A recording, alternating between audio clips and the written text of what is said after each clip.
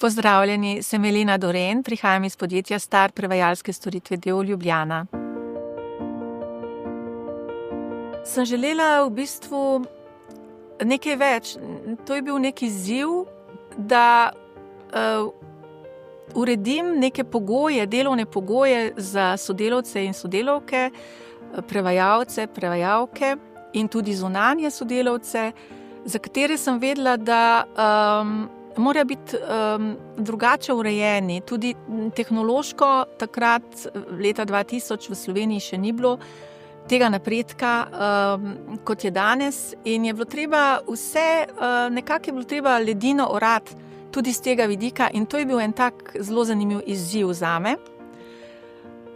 Potem pa tudi to, da zgradiš neko ekipo, ker to so vedno pač tudi težave, seveda, a ne. To kadrovsko področje je, mislim, da v vseh dejavnostih kar zahtevno, predvsem pa v taki intelektualni storitveni dejavnosti, a ne, še toliko bolj.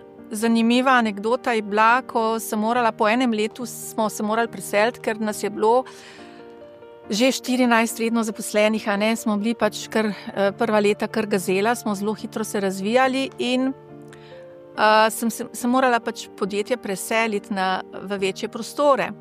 In tam sem se potem tudi pogovarjala z zunanjim izvajalcem za ureditev infrastrukture računalniške in je direktor rekel: "Joj, veste, to je pa zelo zanimivo, a ne. Nikoli se ne moramo takole z direktorji pogovarjati, ker pač nimajo smisla za to tehnologijo in tako. Vi pa ste ženska, pa nimamo težav z vami, ne." Jaz sem rekla, pač mene te zadeve zanimajo, a ne. In poleg tega jih resnično potrebujemo v tej naši dejavnosti. Je pač sestavni del, ne, naše dejavnosti. To je bila ena tako zelo zanimiva, zabavna anekdota, malo smo se smejali na ta račun, a ne. Najtežje je bilo, torej dve situaciji sta bili precej težavni. Dobro, najprej ta začetek, kot sem že omenila, je res zahteven, a ne, sploh če si sam za vse, a ne. Potem pa seveda vemo vsi, da je bila neka kriza, a ne, med tam nekje 2008. Za nas se je zgodila že malce prej, ker smo eno zelo pomembno stranko, brez lastne krivde sicer, izgubili, in takrat je bilo zame zelo težko, ker sem morala pač pustiti oditi dve osebi, ki sta nazadnje prišli, a ne, v podjetje, in to meni je to povzročilo res en tak velik stres. To je bilo zame zelo težko, ker pač ta plat, človeška plat, ne, da ti imaš ekipo, to so ali posamezniki ali družine z otroki, ta plat je zame pomembna, ne, bom rekla, človeška plat. Tako da mi je zelo pomembno, da pač podjetje poskrbi in za notranje zaposlene in za zunanje, bom rekla, stranke in sodelavce zunanje. Zato je bilo takrat to zame zelo težko.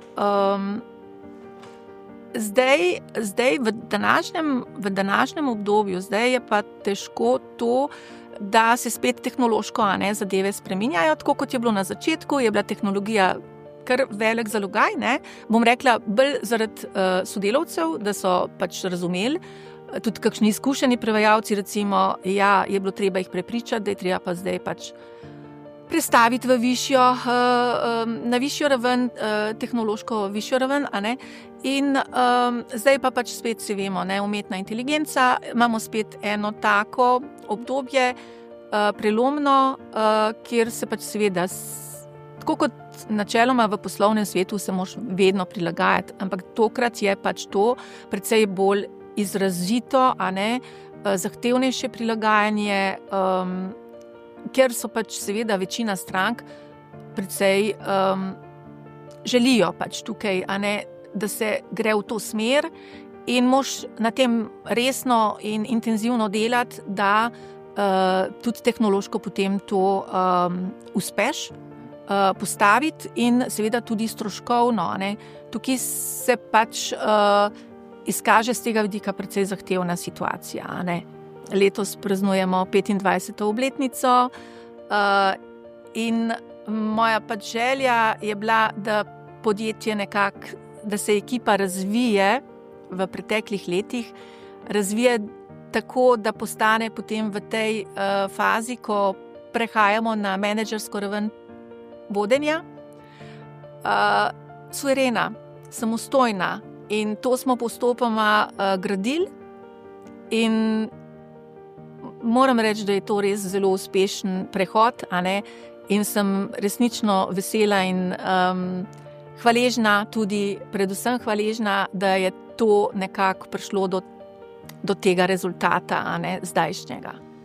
Ta filozofija, kako sem jaz podjetništvo razumela in doživljala kot ženska, se mi zdi, da vseeno to, da sem ženska, ja, da je vplivalo na to in bi ohranila ta način, ne. Se mi zdi, da je prav, da se oseba, tudi ne samo ženska, ne, oseba, ki čuti, da se lahko zanese na svojo intuicijo, da to tudi počne. Zato, ker se mi zdi, da intuicija te nikoli ne prevara, da dejansko lahko zaupaš, ne. Seveda, če se to izkaže, da je to pa dejansko, ko ti nekako se odločiš za podjetje, za podjetništvo, se mi zdi, da si toliko že izoblikovana osebnost, da to sploh lahko narediš, ne. Pač tukaj je tudi potreben določen pogum, ne, in nekaj znanja in izkušenj, da to lahko narediš, ne.